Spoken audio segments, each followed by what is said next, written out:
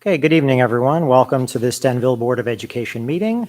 This meeting of the Denville Township Board of Education is being held in accordance with the Open Public Meetings Act. Notice this meeting was provided to the Daily Record and/or the Star Ledger of Morris County, has been delivered to the Township Clerk, and has been posted on the bulletin board of the Board of Education office and at each of the school buildings in the district. Roll call, please. Mr. Capello, Here. Mrs. Wagner, Mr. Cass, Here. Mr. Kim, Here. Dr. Abunajatasan, Here. Dr. Moore, Here. Mr. Anderson. Okay, thank you very much. Mrs. Wagner and Mr. Anderson send their apologies. They couldn't be here tonight. Next is the Pledge of Allegiance. Please stand.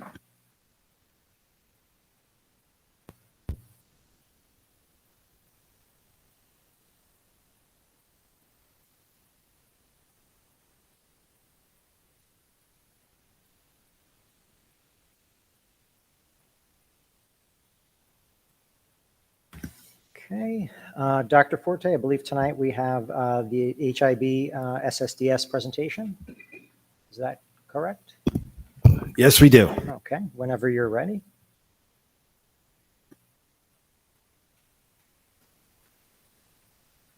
So according to the HIB law, we are required to report twice per year, one time on the first half of the year and then the second one on the full year. And there are specific categories. So the first one is substance abuse or weapons. We had 0 cases reported.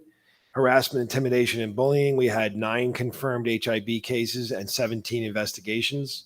1 instance of vandalism, 1 instance of violence, and a report of suspension of students with disabilities for reasons other than violence and vandalism, 7. Police notified 3 times, in-school suspension 31 times, and out-of-school suspension 9 times.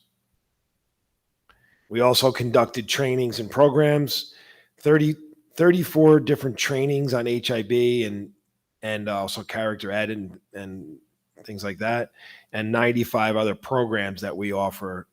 Some can be for the public, for the students, for the staff. So 95 programs and 34 trainings throughout the year. Any questions about my data here? So, yeah, go ahead. I'm going to open it up for the board. Banner, you want to start? Thanks, Dr. Forte. I think you had the data somewhere else on the prior years. How does it compare with the prior years' numbers, the HIB cases, and maybe last couple of years maybe not normal, but historic data? How does it compare? So you're right. The last 2 years, so 1920 and 2021, totally anomalies. The data for this year is closer to the year right before 19, so it would have been 18, 19. I can share that with you guys again. I gave you some data on that, but I could finalize it and show you what it's like throughout the year. But it was trending to be closer to what it was before. We've had up years, we've had down years. This is definitely a year that's been a challenge for behavior throughout the district. But the good news is some of the things started to tail off towards the end of the year. So that I think people were starting to get back into the groove. We were doing some work with the town on the kids downtown too, trying to work on some of the behaviors outside of the school. And it seemed as if when we get towards the end of the year, it started to get back to normal. Yeah, trust me, if it was flat to pre-COVID, that's actually a credit to the staff and the teachers, because it's been a lot of stress on the kids. And the fact that if it is nearly flat compared to 2019, that's actually pretty good. Yeah, I think so. I will have you for the next meeting though. Any other questions from board members? Don? Yeah, I had a observation. I don't know if the format here is like, part of the regulatory process. Obviously, these are the things that that we have to report on. But I'm just wondering, if there would be consideration if we included a category on the code of conduct, because a lot of these bullying cases that we've discussed are code of conduct issues. and they are being addressed, which is great. But I wonder if that would be worthy to talk about. In fact, I don't have it in front of me. I would think that most of the things we discuss are code of conduct, or at least it's 50-50.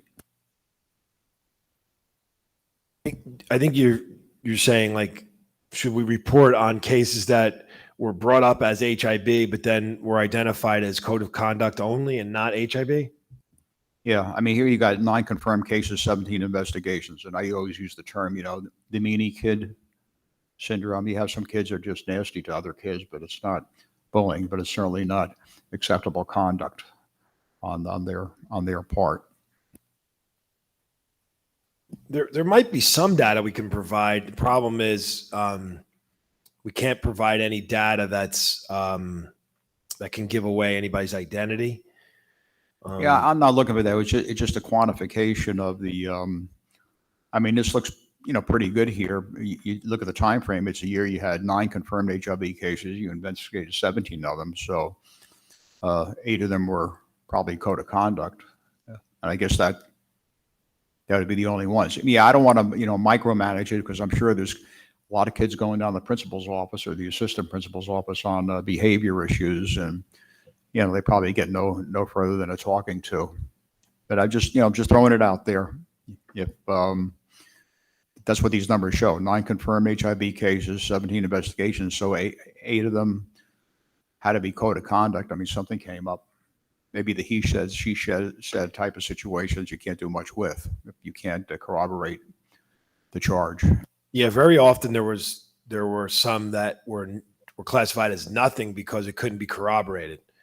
So I will provide you guys with some more info for the next meeting, so you'll be able to see some of the stuff you're asking about. These categories are the ones that we're required to provide on our public meeting, but we can add stuff that we want. So I'll provide some more info in the August meeting, and then we can all have a conversation about what we might think we'd like to add to the public part.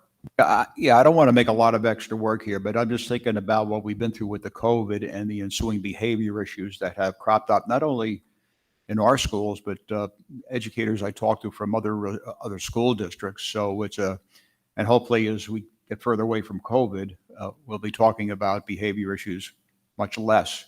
But it'd be good to compare to our code of conduct.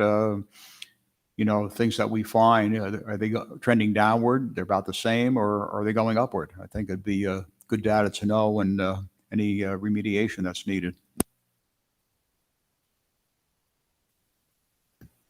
Steve, just real quickly, on the first slide, you have the report of suspension of students with disabilities, 7.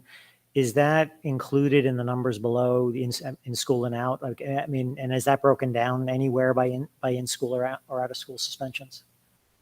So number 7. So the part that says 7, those numbers would be in the ones down below. Okay, but we don't know necessarily in or out. I mean, it does, and I'm not necessarily asking for that number now. That includes in and out suspensions, the 7. The information I give you in that report will have that. Okay, cool. Thanks.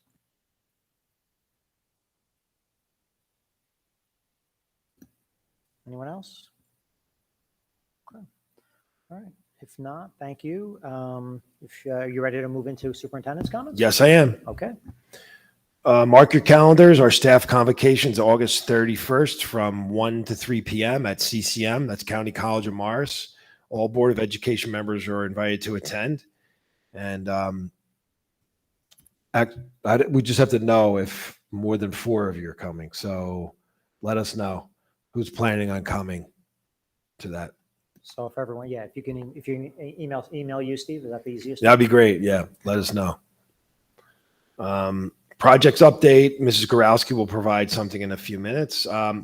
All right, so this is something I used to do, and we kind of got away with it during COVID. So I want to go over it again. It's always a really good thing that we highlight here. So because we're a K-8 district, we let's face it, we lose track of what's going on with the kids after they move on, right? For the most part, we know the ones we know, but we don't know all of them. And I just like to highlight some of the accept college placements and post high school plans for our kids. So these are for all Denville, Morris Knolls, and Morris Hills graduates, not kids that go to anywhere other than Morris Hills or Morris Knolls. So we don't have data on them, but anybody who went to our middle school, our schools, and went to Morris Knolls or Morris Hills. So here's what we have. This is for the class of 2022. We have 4 going into the military. We have several going to Rutgers, CCM, Montclair State, a couple at Drew, some at Stevens Institute. Penn State had several, NJIT, Susquehanna, Rowan, Fairfield, TCNJ, RIT, Sacred Heart, Lycoming, Temple, Stockton, UNC, LSU, Ramapo, one going to the U.S. Military Academy in West Point, Maryland, Delaware, South Carolina, Carnegie Mellon, Pittsburgh, NC State, Arizona, Union College, FAU, which is Florida Atlantic, Barnard, Alabama, Rensselaer Polytechnical, Marist, Syracuse, Seton Hall, James Madison, and then we have 12 going right into employment or getting advanced job training through the vocational school. So that's always something I think is important for us to remember and see where our kids are going off. And I was told this is the U.S. Military Academy's first one in a long time. So pretty cool thing for us to have that. And that concludes my report. If I could chip in a little bit, I was at the graduation awards up at Morris Knolls. So I saw the young man get the accolade of a free scholarship to the military academy up at West Point. And usually the people up there make very brief speeches because it's a long, long night. So this guy is retired light colonel, and he explained the process of getting that appointment, which I had never heard before. And I said, this guy's, bag of wind here. I want to get out of here. And it's extremely difficult to be selected. I forgot the exact numbers countrywide that apply to all the military academies. And you have to get your congressional or your congresswoman or man and your senators to nominate you, and then they go through a screening process. So you said I think it was like 60% of the paper that comes initially, gone.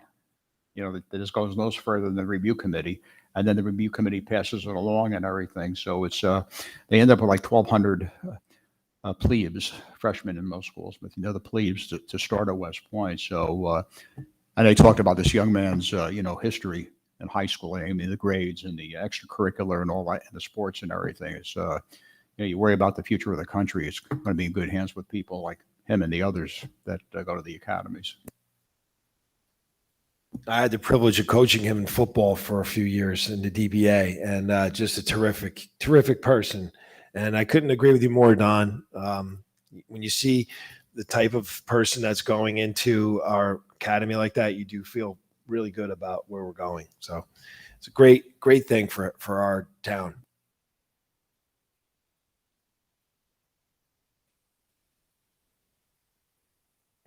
Steve, all good? Okay.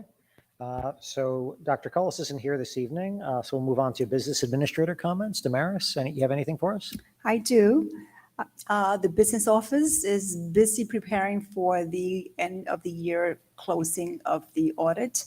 The auditor will be in the district the first week in August to start the preliminary of the 21-22 school year audit.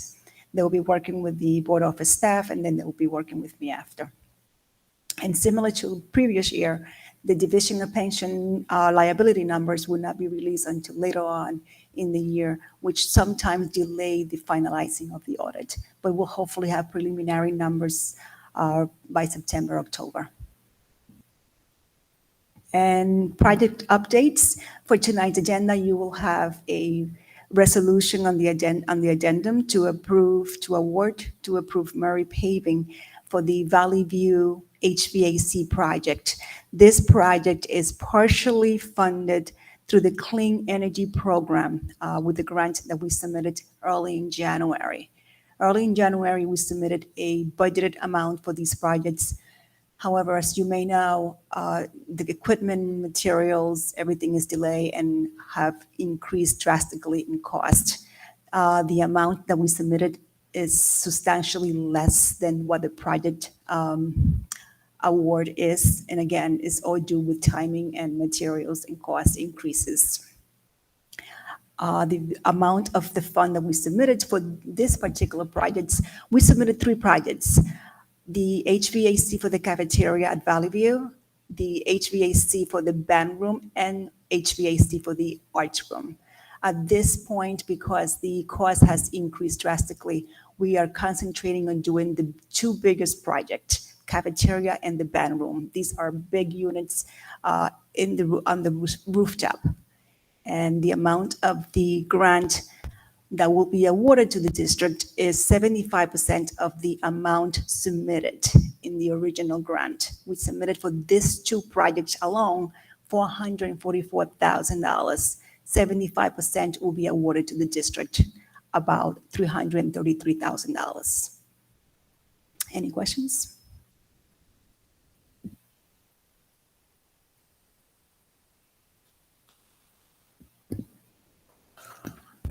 That's it. Thank That's you. it. Thank you. Damaris.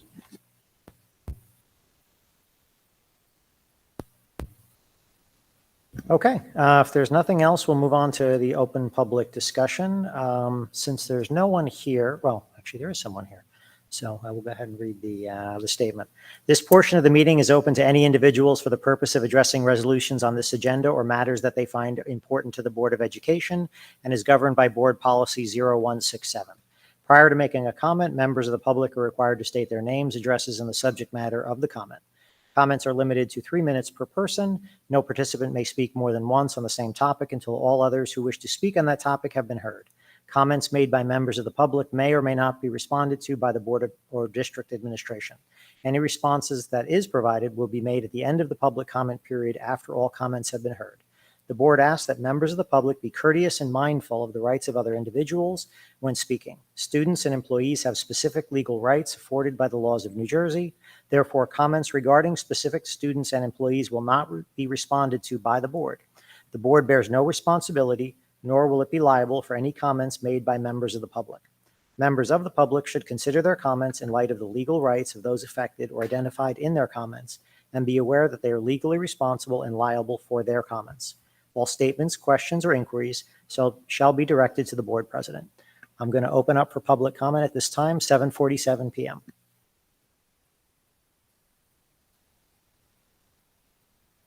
Steve, do we have any emails that submitted questions? We don't accept We emails decided or anything we're done like with that that. as of now. Okay. It's something that we can bring back, but for Right. right now, Okay. there's no emails. Cool. Okay, good. Okay. If no one would like to make a comment, I'm going to go ahead and close the first public comment section at 7:48 p.m.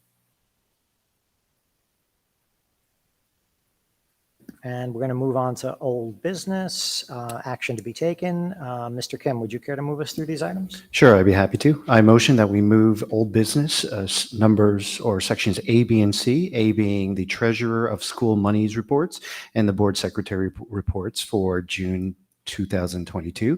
Section B, the education reports as listed in the agenda, and Section C, the minutes for the work session and executive session of June 13th and the regular session and executive session of June 27th, 2022. I'll second. Thank you, Mr. Kim. Thank you, Mr. Cass. Any questions or comments on these items?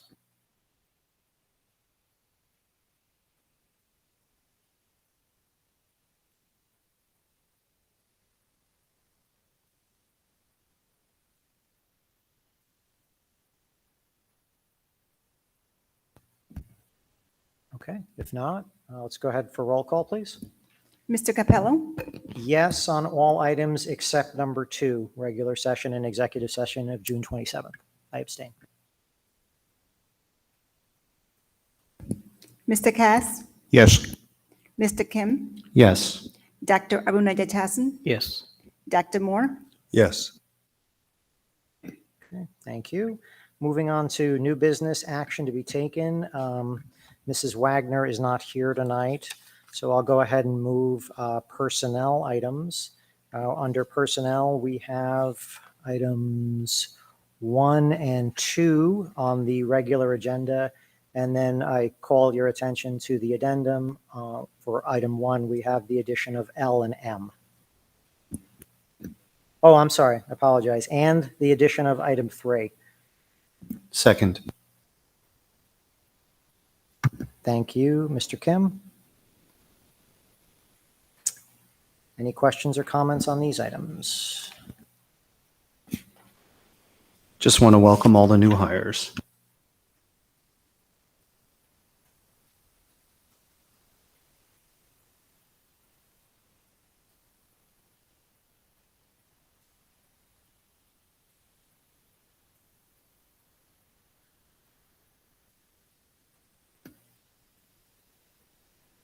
Okay, everyone all right? Okay, roll call, please. Mr. Capello, Yes. Mr. Cass, Yes. Mr. Kim, Yes. Dr. Arunaditasan, Yes. Dr. Moore. Yes. All right, looks like I planned this well. There was no instruction and program items for tonight, so we get to skip that. Let's move to policy revisions. Dr. Moore, would you move us through those if you wouldn't mind? Sure. I'd like to move for approval the following resolutions under policy revisions. Policies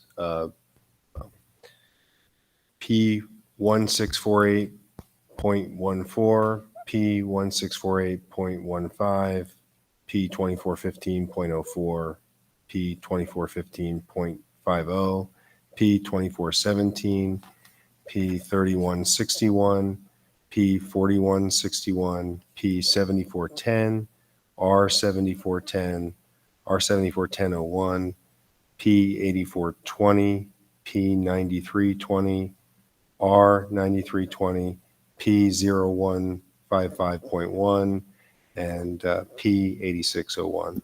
Second. Thank you, Dr. Moore. Thank you, Mr. Kim. Any questions or comments on these policies for second reading and adoption? Yeah, I just want to bring the attention to the board that the first policy and regulation will actually be abolishing. So it looks like it will be replaced by P1648.15. Thank you.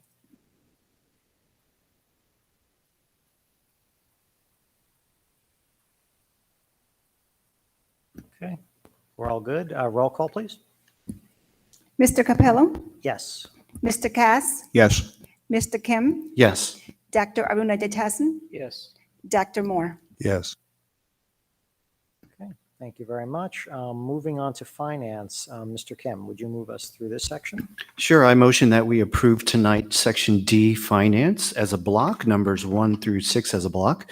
And I just want to call the board's attention to number 2, which is the accepting a grant award for $7,246.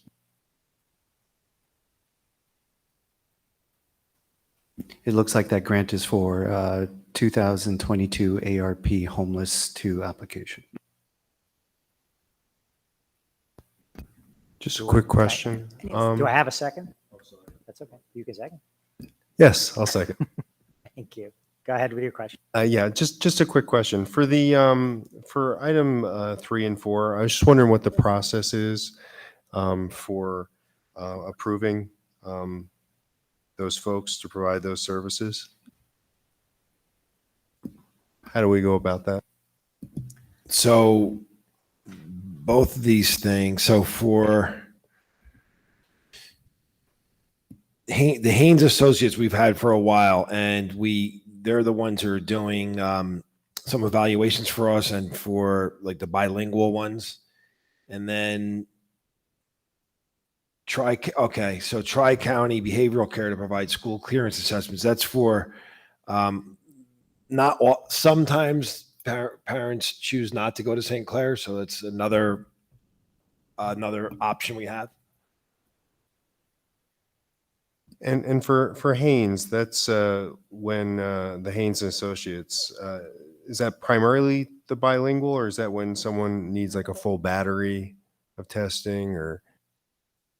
It depends. So we've had it where we've had case managers, like, key staff out on a leave for a long time, like for a surgery, and we can't fall behind. So sometimes we have to outsource some of those. We also have any bilingual ones. They're really hard to find somebody, and it's not just Spanish. It could be a more difficult language like Portuguese or Polish or whatever, and you have to have the person do that. So primarily, though, we do our CST evaluations in house, but when we're required or when we need to do it, we use outsource. But typically, we do it all in house. Okay, thank you.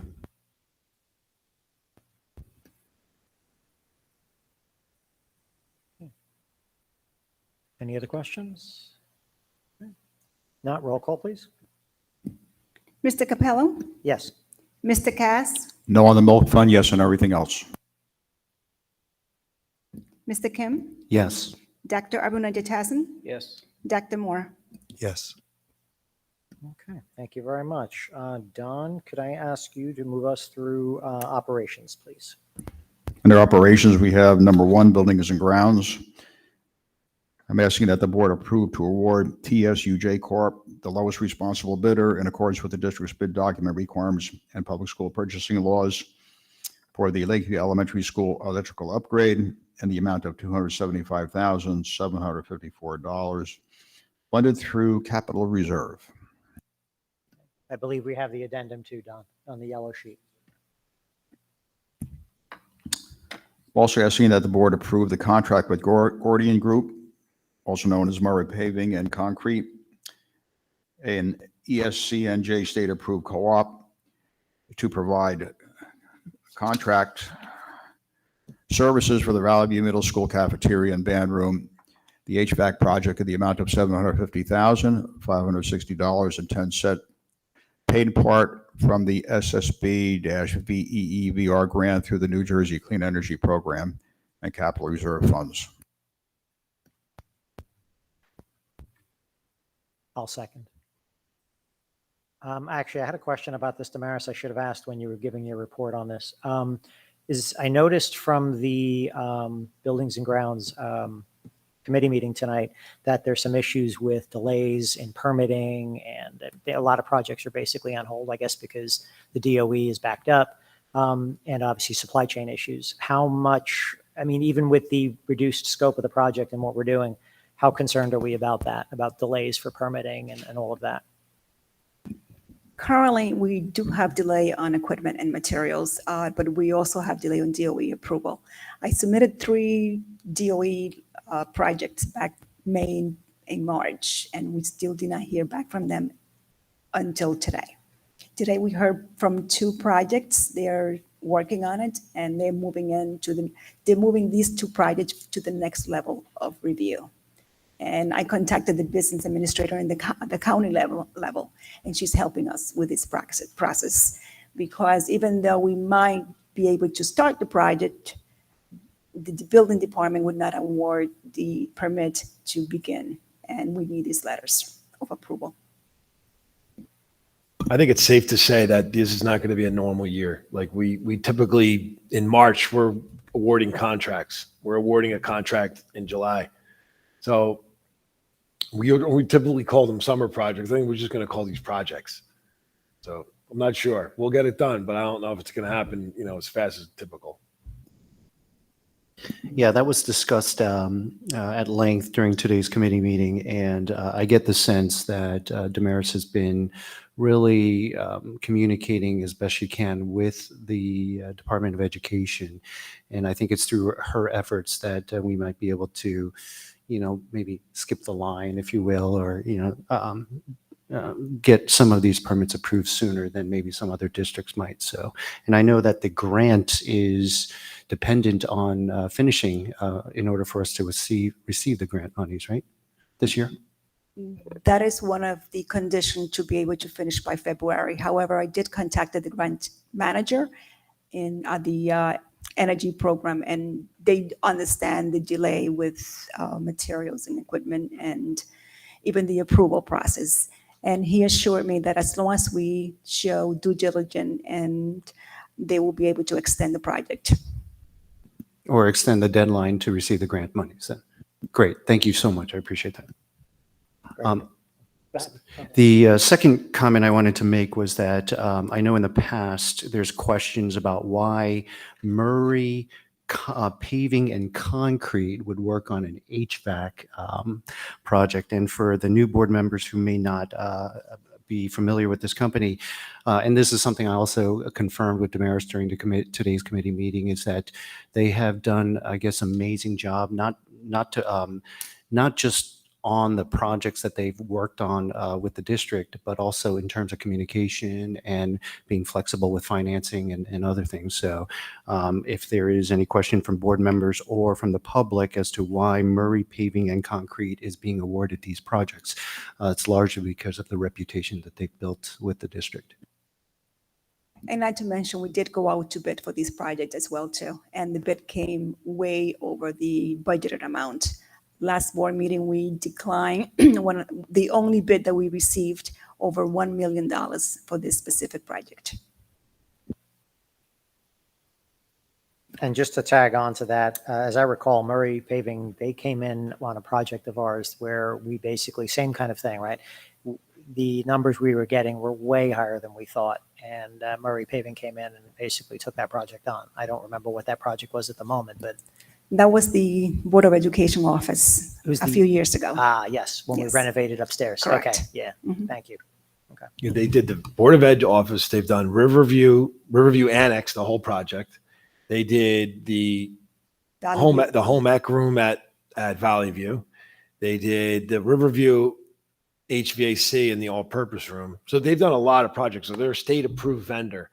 So, but we still go out to bid to see if they're legit. Like if their costs are legit, and they're actually still lower than the bid price. So it works out.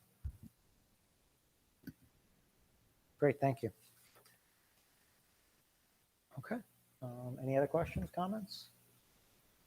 All good? Okay, roll call, please. Mr. Capello, Yes. Mr. Cass, Yes. Mr. Kim, Yes. Dr. Aruna Jatasan, Yes. Dr. Moore. Yes. Okay, thank you very much. We're going to move on to good of the cause. Mr. Kim was kind enough to deliver the committee report before our meeting tonight. INP did not have a meeting this month. We're going to be meeting in August, so there was no committee report there. I don't know if there's any outstanding correspondence. We can talk about board highlights for this meeting if anyone has any thoughts. Steve, do you have any suggestions? I was going to just put out that we discussed the list of where students were headed after high school, and that the HVAC contract's getting awarded. Anybody have a third? I don't know. It's a little thin tonight. You want to highlight?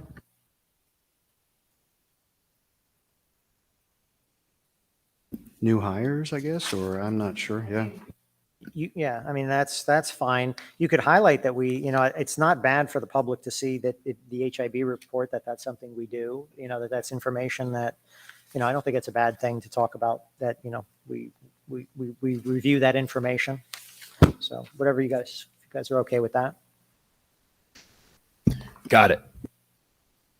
Great, thank you.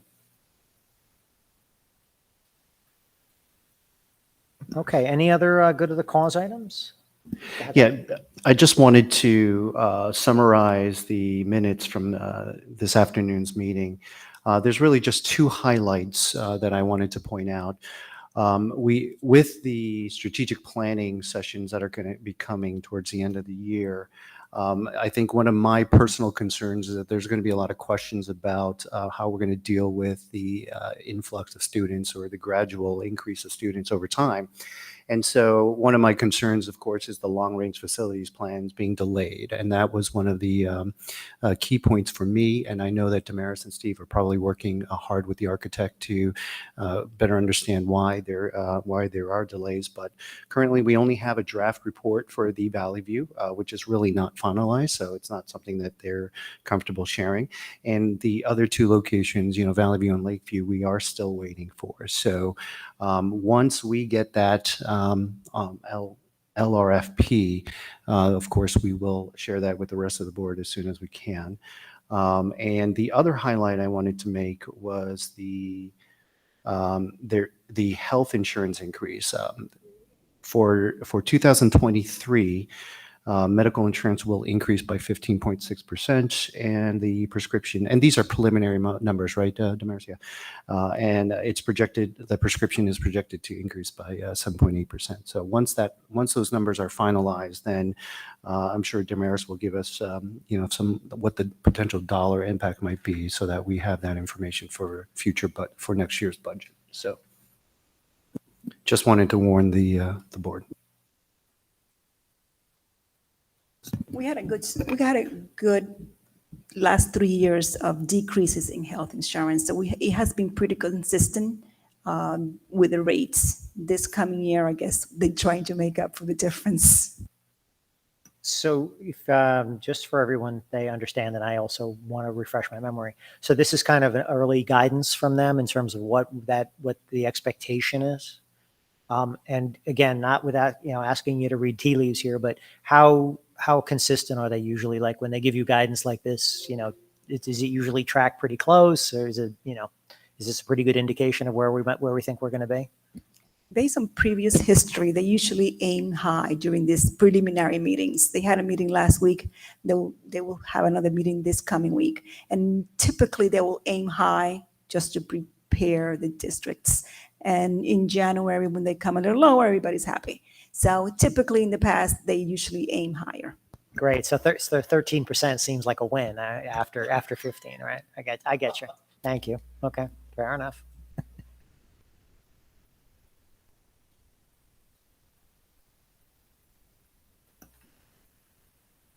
Okay. Any other good of the cause? Anything else anybody'd like to discuss while we're here? Okay. All right. If not, I'm going to open up for the second public comment session. I am not going to read the whole long statement. I'm just going to open up at 8:07 p.m.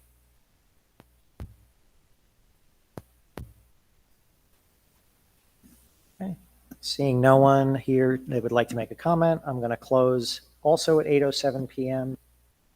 Steve, do we have need for an executive session? Yes, a short one on legal matters. Okay. Vinu, could I ask you to move us into executive session? Would you care to do that?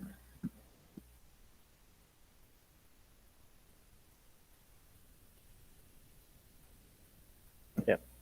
If there's no objection, I'd like to move as to the executive session, starting for, what was it, Steve? What? Legal matters. Okay. To discuss legal matters. To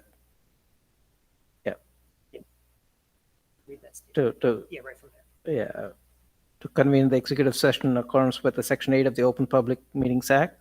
The purpose of this closed session will be to discuss legal matters. Minutes of this session will be made available to the public when the need of confidentiality no longer exists. I'll second. All in favor? Aye. Aye. Any opposed? Okay. We are in executive session at 8:08 p.m. Thank you, everybody.